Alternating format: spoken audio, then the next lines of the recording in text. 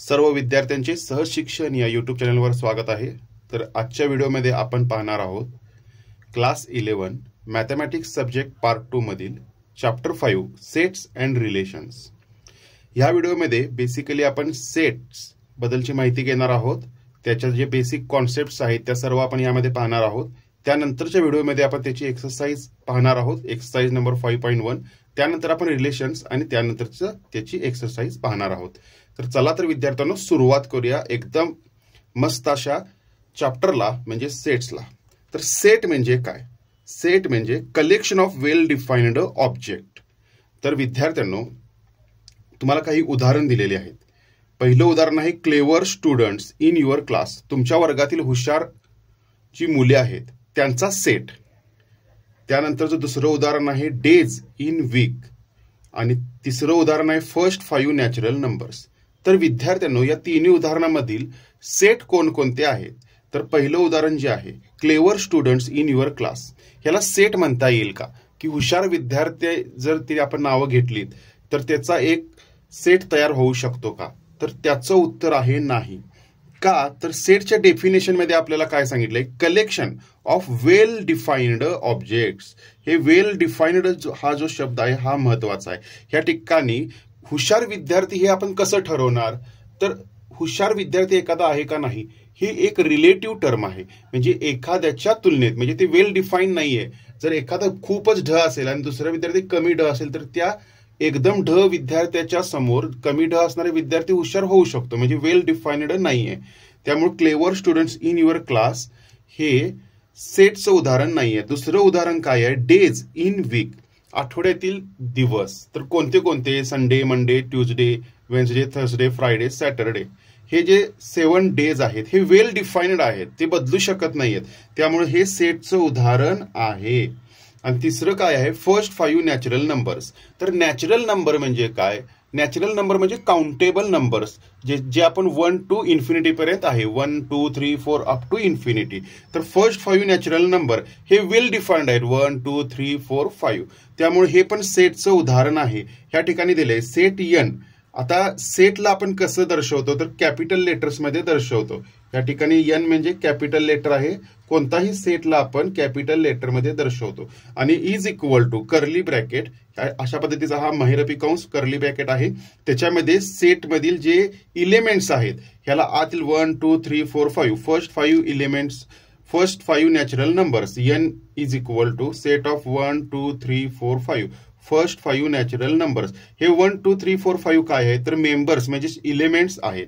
आता दुसरी गोष्ट, हे साइन तुम्हाला माहित आहे का? या साइनला काय म्हणतात? तर ग्रीक अल्फाबेटमध्ये याला एप्सिलॉन म्हणतात, पण ह्या ठिकाणी 1 एप्सिलॉन n म्हणजे काय? 1 बिलॉंग्स टू n म्हणजे काय?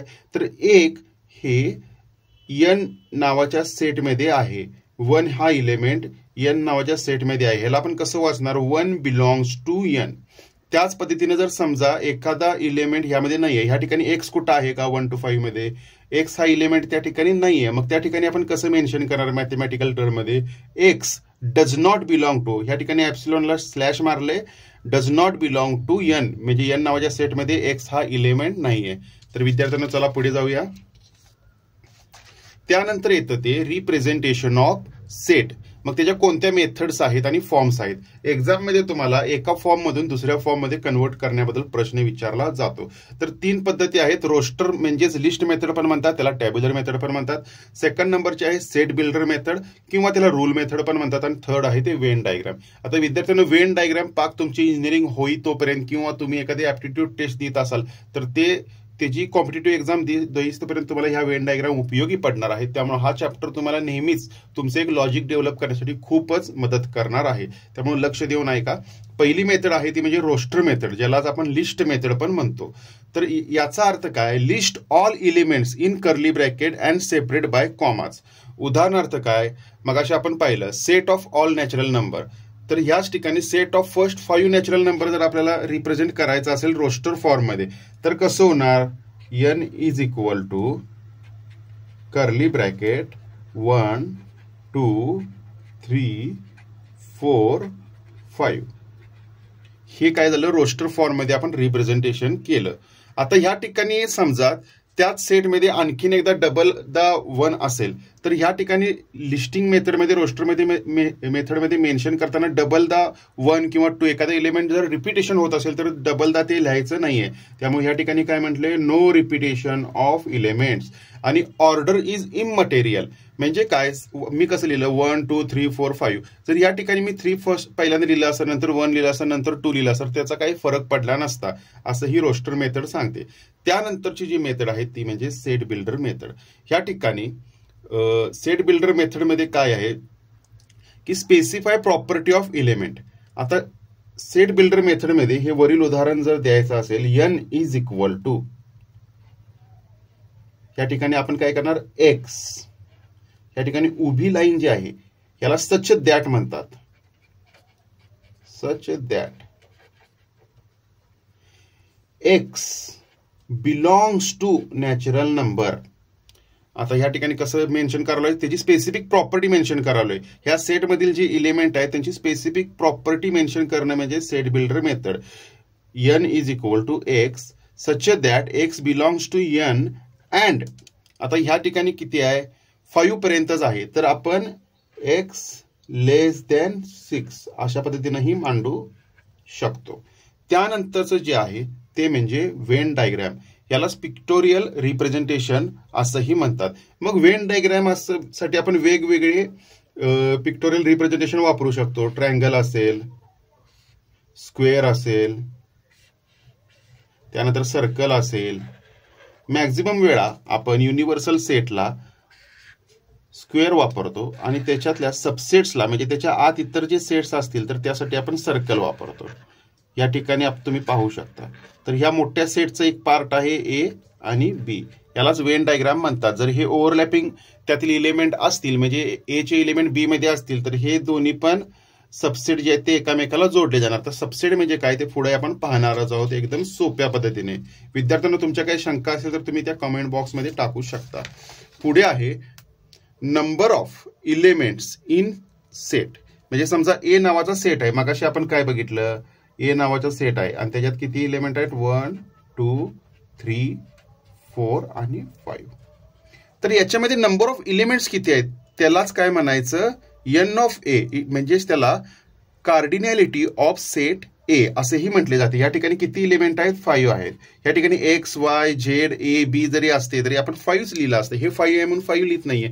तर नंबर ऑफ इलिमेंट किती आहेत त्यानुसार आपण या ठिकाणी लिहितो. म्हणजे एखाद्या सेटमध्ये समजा अदर बी सेट घेऊ, त्या ठिकाणी ए बी सी एम परत डी अशा पद्धतीने त्यामध्ये जर इलिमेंट असतील तर n ऑफ बी किती येणार विद्यार्थ्यांना तुम्ही सांगू शकाल का? तर आपण मोजूया. 1 2 3 4 5 या ठिकाणी ही 5 आहेत. म्हणजे आपल्या सेटमध्ये किती इलिमेंट आहेत विदाउट रिपिटेशन ते म्हणजे त्याचे नंबर ऑफ इलिमेंट्स म्हणजेच कार्डिनॅलिटी ऑफ सेट ए.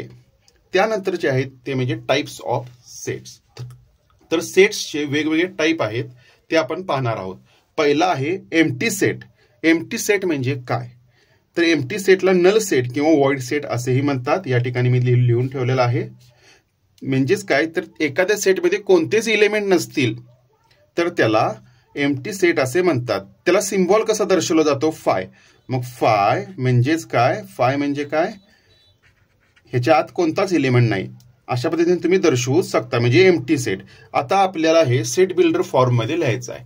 तर सेट बिल्डर फॉर्म मध्ये या ठिकाणी लिहिलेलं आहे A is equal to X such that X belongs to N but X is greater than 1 less than 2.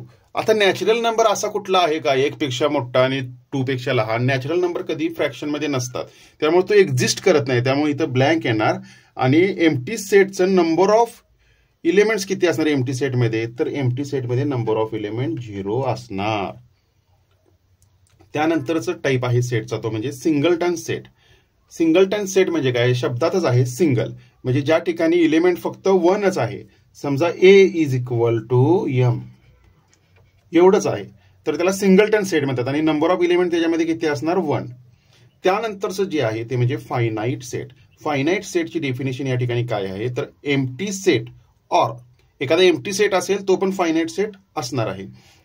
Finite set म्हणजे empty set or set which contain finite element. तर या ठिकाणी M N O P Q R S एवढंच जर या ठिकाणी elements असतील, समजा डॉट डॉट डॉट इन्फिनिटी पर्यंत नसेल तर त्याला फायनाईट सेट आपण म्हणणार. तर 1 2 3 4 5 6 7 इलेमेंट याच्यामध्ये आहेत, म्हणजे हा फायनाईट सेट आहे. त्यानंतरचं टाईप ऑफ सेट बघूया, तो म्हणजे इनफायनाईट सेट. इनफायनाईट सेट म्हणजे काय? Which is not finite set of all natural number. काय असणार आहे set of all natural number? 1 2 3 4 5 6 up to what infinity. याला इनफायनाईट सेट असे म्हणतात. आता नेक्स्ट आहे ते म्हणजे सबसेट. सबसेट म्हणजे काय? A set is a subset of B if every element of A is also in element of बी.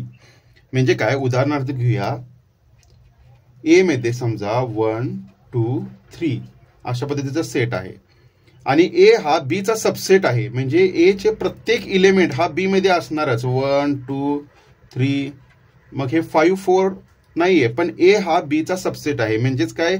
ए हा बी चा केव्हा सबसेट असणार आहे की प्रत्येक इलेमेंट हा ए चा हा बी मध्ये असणारच आहे. ए चा 1 हा इलेमेंट बी मध्ये आहे का? 2 हा इलेमेंट बी मध्ये आहे का? 3 हा इलेमेंट बी मध्ये आहे का? तर आहे. तर यालाच काय म्हणतात? ए इज सबसेट ऑफ बी. याला कशा पद्धतीने दर्शवतात? तर या ठिकाणी दाखवलेलं आहे, याला या अशा पद्धतीने दर्शवलं जातं.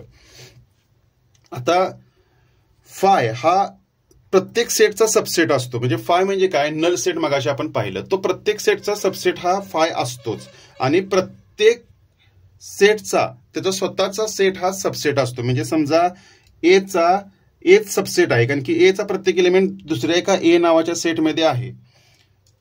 अशा पद्धतीने या ठिकाणी नोट तुम्हाला लिहून दिलेली आहे. तर दुसरी एक कन्सेप्ट आहे ते म्हणजे सुपर सेट. तुम्हाला जर सबसेट म्हणायचं नसेल, ए हा बी चा सबसेट आहे, याचाच दुसरा अर्थ काय येतोय? Other form. बी हा ए चा सुपर सेट आहे, म्हणजे तो त्याच्यापेक्षा मोठा आहे, सुपर आहे, super duper.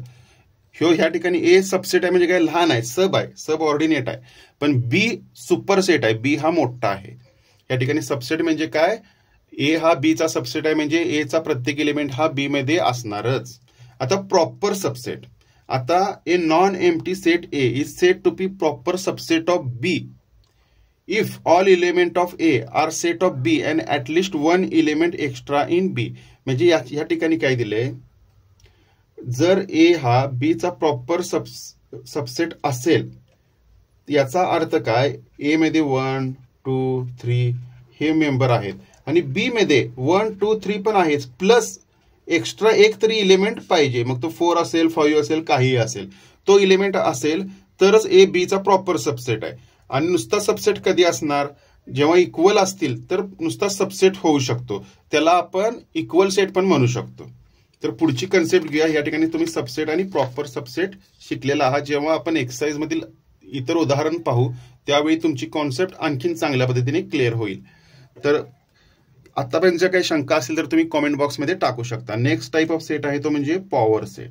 The set of all subsets of given set. आता पॉवर सेट काढायचा आहे. समजा ए इज इक्वल टू, सोपं उदाहरण घेऊया, 1 2 3. आता ह्याचे पॉवर सेट काढायचं आहे. पॉवर सेट कशा पद्धतीने डिनोट करणार? पी ऑफ ए. तर पी ऑफ ए काय असणार? तर पहिल्यांदा असणार तो म्हणजे 5, त्यानंतर असणार 1. मग ह्याचे ऑल सबसेट्स. आता ए चे किती सबसेट असू शकतात? फक्त 1 इलेमेंट असणार, परत 1 2 इलेमेंट असणार, 1 3 असणार, परत 2 सिंगलदा असणार. अशा पद्धतीने त्याचे ऑल सबसेट्स आपण लिहू शकतो. या ठिकाणी लिहिले पहा, मी लिहितो जेणेकरून तुम्हाला अंडरस्टँडिंग होईल. 5 1 2 3. त्यानंतर आणखीन कोणते कॉम्बिनेशन होऊ शकतात? 1 2, ऑल पॉसिबल कॉम्बिनेशन्स. त्यानंतर 1 3, त्यानंतर 2 3, त्यानंतर 1 2 3. तर किती इलेमेंट आहेत पॉवर सेट मध्ये? 1 2 3 4 5 6 7 8.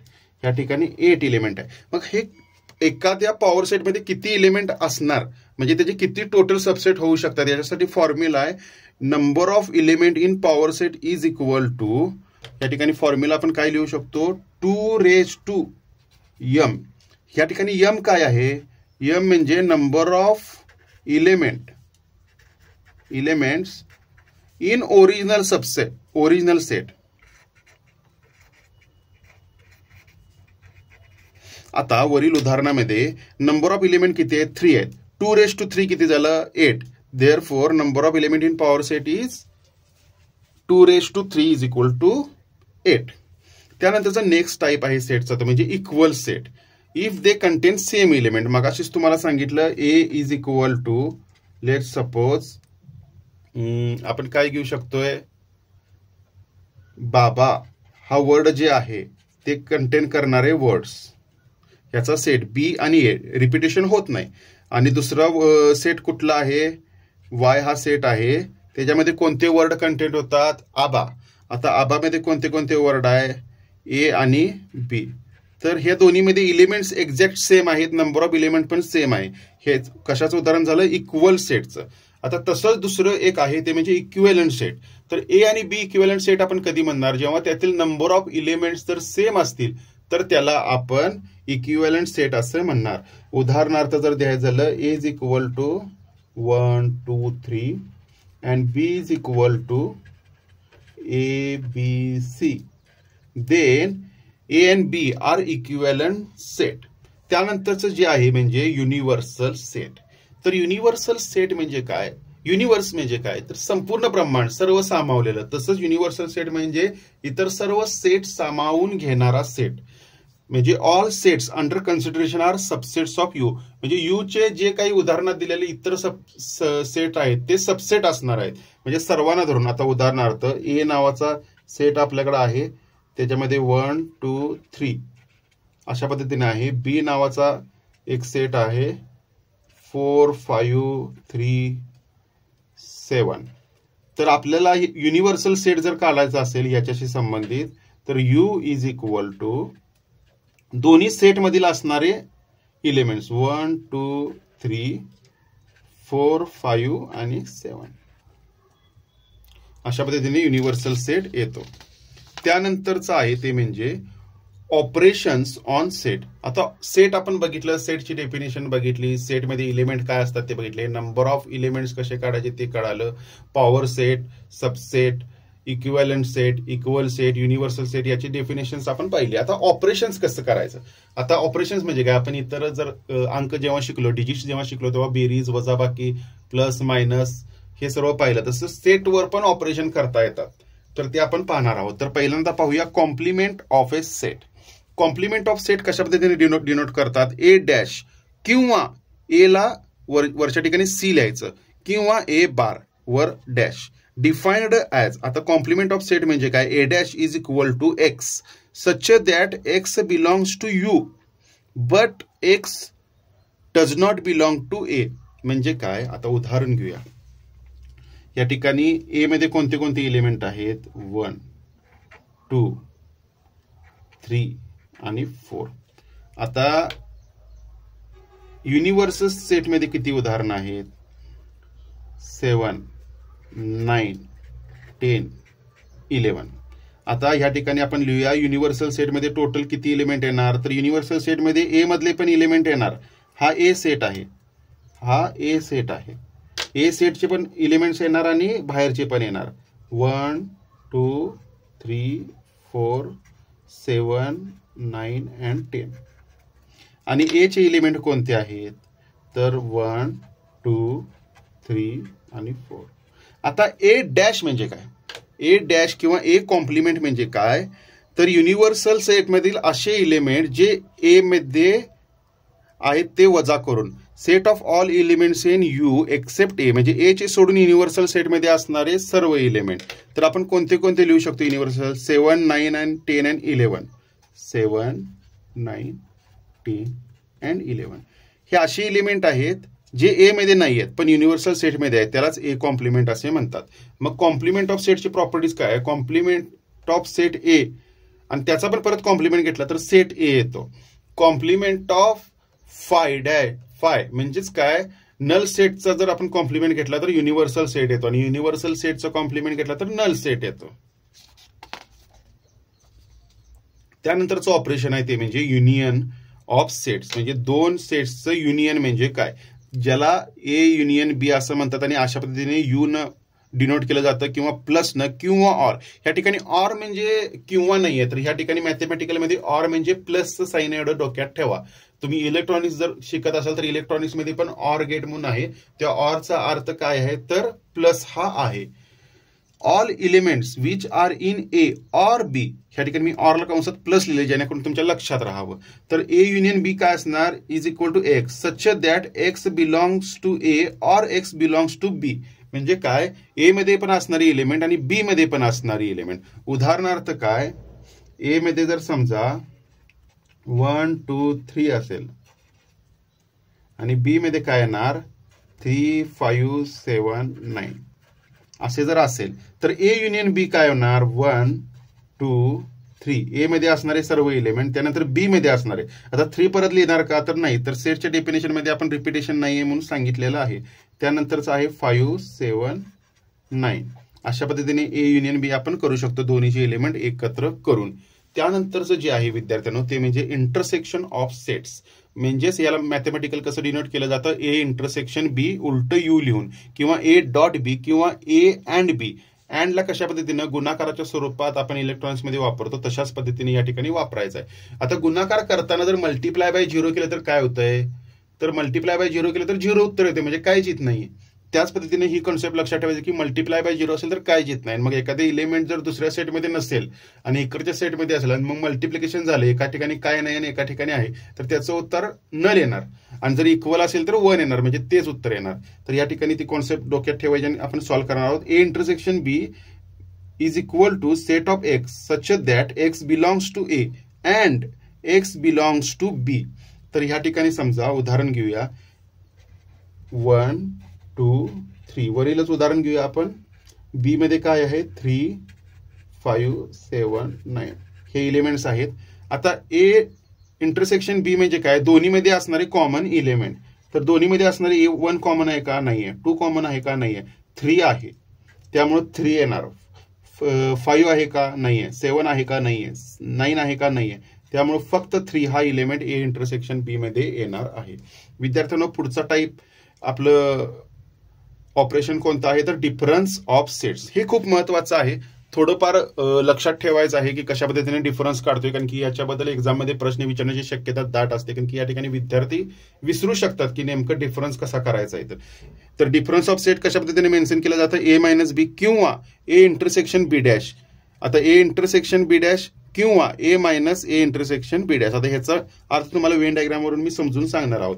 तर ए मायनस बी कसं काढायचं, elements which are in A but not in B. म्हणजे ए मधून बी चे जे ए आणि बी मध्ये कॉमन असणारे एलिमेंट आहेत ते वजा करायचे आहेत. ए मधून ए आणि बी चे ए इंटरसेक्शन बी म्हणजे कॉमन असणारे एलिमेंट ए मधून वजा करायचं आहे. जेव्हा ए मायनस बी करू तेव्हा आता आपण उदाहरण घेऊया. याचाच अर्थ काय, ए मायनस बी म्हणजे काय तर exactly A.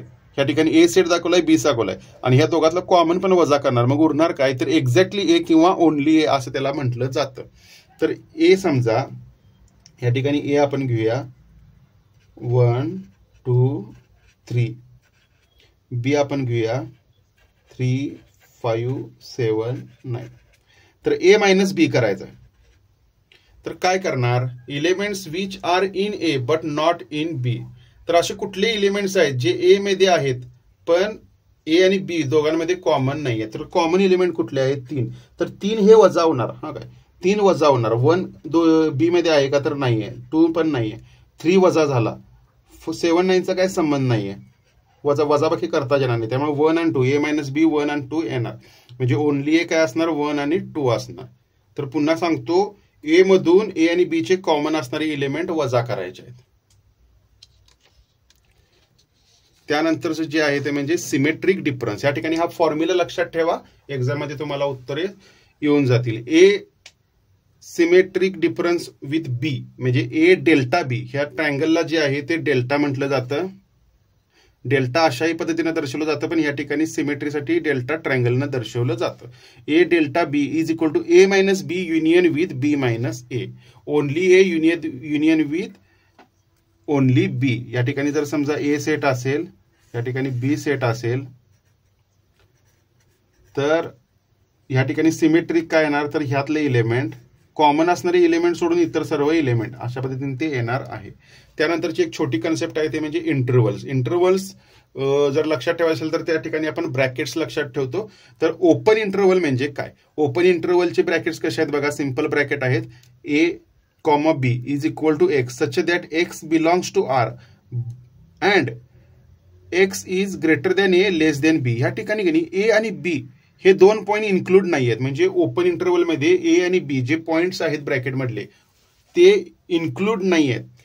A and B themselves do not belong to interval, म्हणजे ह्या इंटरव्हलमध्ये ए बी सोडून मधले सर्व ह्या संख्या रेषेमधील पॉईंट म्हणजे इंटरव्हलमध्ये येणार आहेत, जे ओपन इंटरव्हलमध्ये. आता क्लोज्ड इंटरव्हलमध्ये काय, तर जे पॉईंट्स आपण देणार आहोत ते पण त्यामध्ये इन्क्लूड होणार.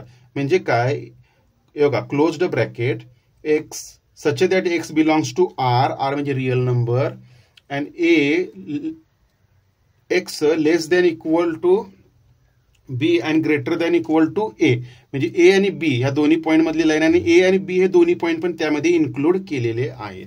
आता ओपन इंटरव्हल म्हणजे काय, तर ते पॉईंट्स इन्क्लूड दोन्ही पण केलेले नाहीत. क्लोज्ड इंटरव्हल म्हणजे दोन्ही पॉईंट पण आपण कन्सिडर केलेले आहेत. त्यानंतरचे आहे ते म्हणजे सेमी क्लोज्ड इंटरव्हल. आता सेमी जेव्हा शब्द येतो, सेमीच्या समोर जो शब्द येतो क्लोज्ड असेल तर पहिला ब्रॅकेट जो असणार आहे तो कोणता असणार आहे, तर क्लोजवाला म्हणजेच स्क्वेअरवाला हा ब्रॅकेट असणार आहे. तर पहिला स्क्वेअरवाला ब्रॅकेट, नंतर सिंपल ब्रॅकेट ए कॉमा बी. तर पहिला स्क्वेअर आहे म्हणजे ह्या ठिकाणी इक्वल टू म्हणजे पहिला पॉईंट इन्क्लूड होणार आहे इंटरव्हलमध्ये, म्हणजे ए हा पॉईंट ह्या इंटरव्हलमध्ये इन्क्लूड होणार आहे. त्यामुळे या ठिकाणी डार्क दाखवलं, या ठिकाणी त्या ठिकाणी पोकळ दाखवलेला आहे.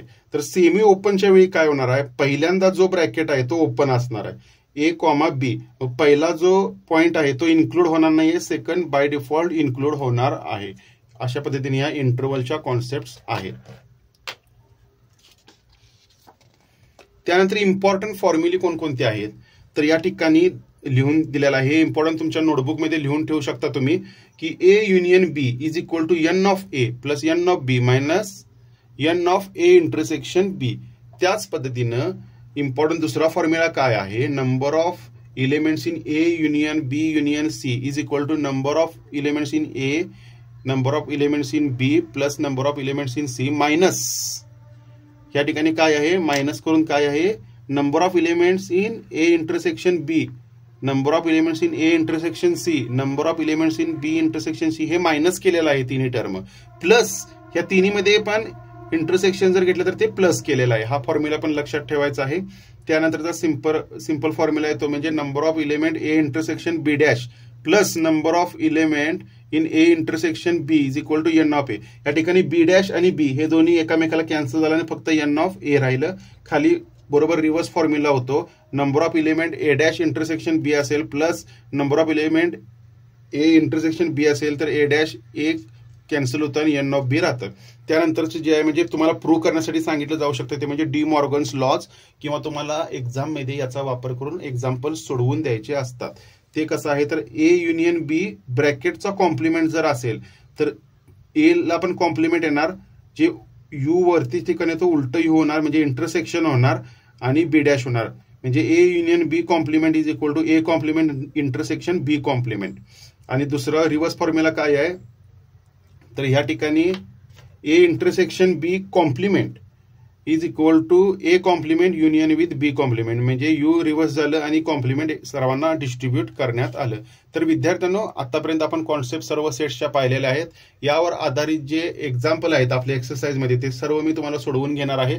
तर नक्कीच पुढचाही व्हिडिओ पहा. तुम्हाला यात काही शंका असेल तर नक्की कॉमेंट बॉक्समध्ये टाका, किंवा तुम्हाला आणखीन काय हवे असेल 11 मॅथ्स तर तुम्ही नक्कीच कॉमेंट बॉक्समध्ये टाकू शकता. सहज शिक्षण लवकरच सर्व सिरीज तुमच्यासाठी अपलोड करणार आहे, जेणेकरून ग्रामीण भागातील विद्यार्थ्यांना याची मदत होईल आणि कुठेतरी सर्वांना इक्वल प्रपोर्शनमध्ये लर्निंग ऑपॉर्च्युनिटी मिळेल. तर विद्यार्थ्यांना व्हिडिओ पाहिल्याबद्दल आभारी आहे. तुम्हाला जर हा व्हिडिओ आवडला असेल तर नक्की लाईक करा, चॅनलला सबस्क्राईब करा. थँक्यू.